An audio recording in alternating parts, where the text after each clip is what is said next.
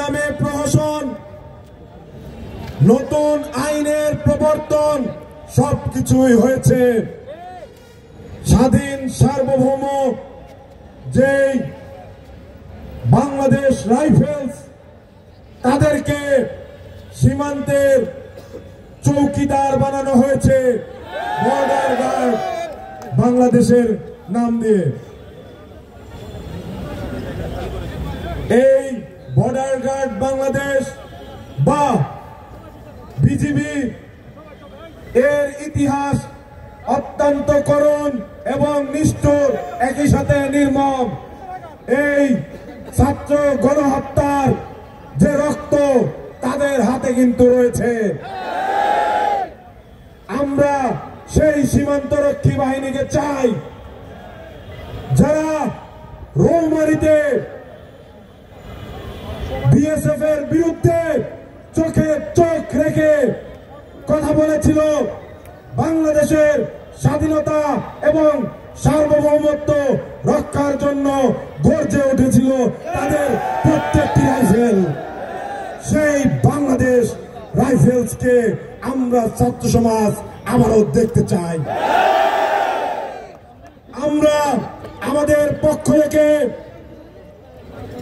মাননীয় প্রধান উপদেষ্টার কাছে স্পষ্ট বার্তা দিতে চাই, আমাদের যে জুলাই বিপ্লব হয়েছে, আপনি বাংলাদেশে এসে প্রথম কথাটি বলেছিলেন, আমার প্রাথমিক নিয়োগকর্তা হলো এদেশের ছাত্র সমাজ। আমি এই ছাত্র সমাজের একজন অংশীজন হিসেবে বলতে চাই, বাংলাদেশের 17 কোটি মানুষের যে জন আকাঙ্ক্ষা, তার প্রতিফলন ঘটার কথা ছিল কমিশনের মাধ্যমে, কিন্তু সেই কমিশনে আমরা শুভঙ্করের ফাঁকি দেখতে পেয়েছি। আপনারা সেই কমিশনের কার্যপরিধির 2 ধারায় বলেছেন, যারা দোষী সাব্যস্ত হয়েছে তারা দোষী থাকবে, তাহলে পুনর্তদন্ত করে কি লাভ? আমরা বলতে চাই,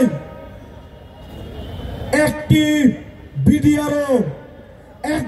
বিডিআরও যদি রাষ্ট্রীয় জুলুমের শিকার হয়, এই নতুন বাংলাদেশে আমরা ছাত্র সমাজ তা মেনে নেব না। এবং আইন উপদেষ্টার কথার মধ্যে বিস্তর ফারাক। যদি আপনারা কোনো টাল বাহানা করেন, তাহলে এইখানে দাঁড়িয়ে ঘোষণা দিতে চাই, কেউ যদি না আসে আমরা যাব, আপনার চালায় ঘেরাও করা হবে, পারবেন না।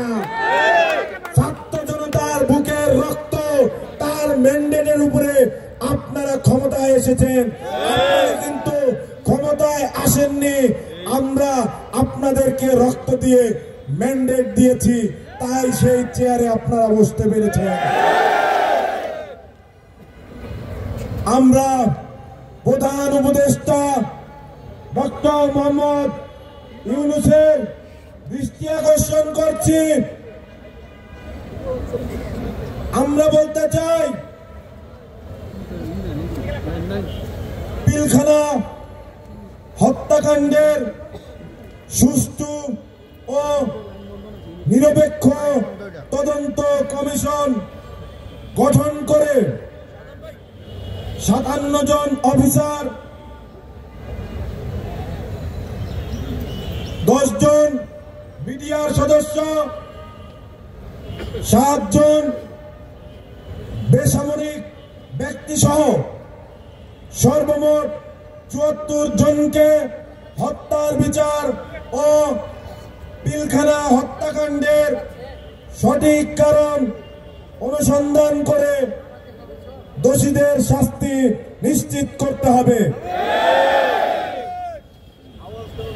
2 নম্বর দাবি, 2009 সালের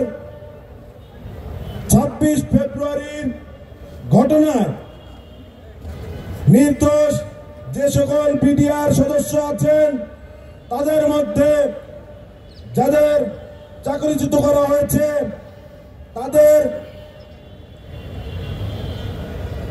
সবার এবং প্রশিক্ষণরত ৭৬তম ব্যাচের সকল সদস্যদের